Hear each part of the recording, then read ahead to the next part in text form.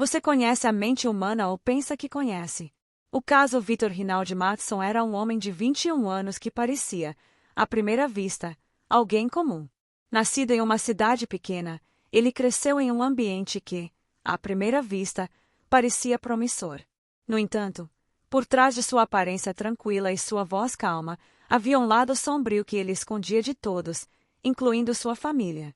Embora sua história tivesse começado de maneira relativamente normal, seu destino seria marcado por eventos que chocariam o mundo. Antes de continuar, já vai deixando seu like, curta e compartilhe. Victor teve uma infância conturbada. Cresceu em uma casa onde a tensão era constante. Sua mãe, uma mulher controladora e distante, era uma figura dominante em sua vida. Isso criou um distanciamento emocional entre eles. Ao contrário de seus irmãos, que eram mais extrovertidos e populares, Victor era recluso e introvertido, muitas vezes se sentindo desconectado dos outros.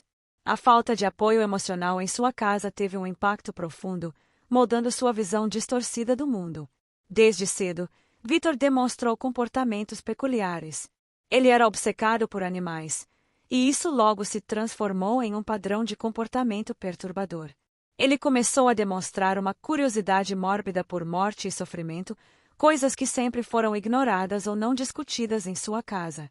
O isolamento social, combinado com suas tendências agressivas, sinalizava que algo estava errado. Aos 21 anos, Victor começou a desenvolver um desejo incontrolável de dominar e controlar. Quando ele finalmente chegou ao limite da pressão psicológica causada por sua mãe e pela sociedade, algo no fundo de sua mente se rompeu. Ele queria afirmar seu poder, e isso se manifestou de uma forma violenta. Em uma explosão de raiva, ele matou sua mãe, acreditando que isso seria a única forma de se libertar da prisão emocional que ela o havia colocado. Após matar sua mãe, Victor não sentiu remorso. Ele estava em êxtase. Sentia-se como se finalmente estivesse no controle, o que o levou a fazer algo ainda mais chocante. Ele se entregou à polícia.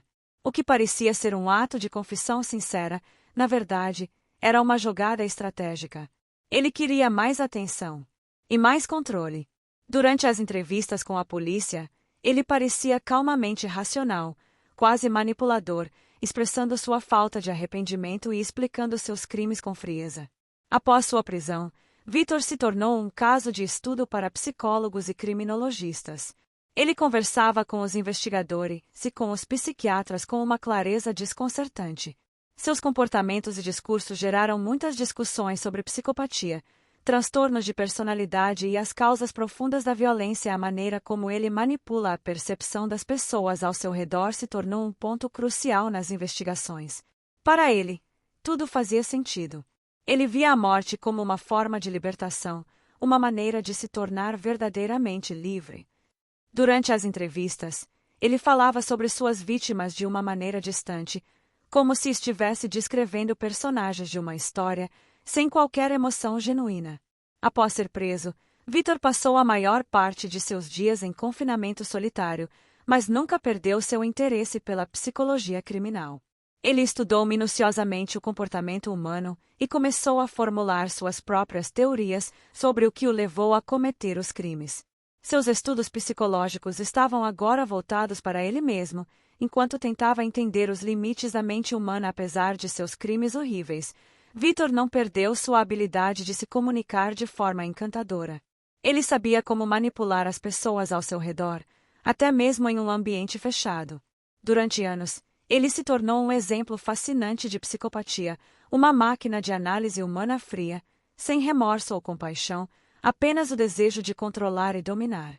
Victor passou o resto de seus dias na prisão, mas sua história não foi esquecida. Tornou-se um exemplo de como os traumas da infância e a falta de apoio psicológico podem criar uma pessoa incapaz de sentir empatia. Sua jornada se tornou um estudo profundo sobre os limites da mente humana e os horrores que podem surgir quando uma pessoa não é capaz de se conectar emocionalmente com os outros. Sua história continua a ser analisada por especialistas em psicologia criminal e criminologia, tentando entender como uma mente como a dele poderia ser formada e, mais importante, como poderíamos evitar que isso acontecesse com outras pessoas.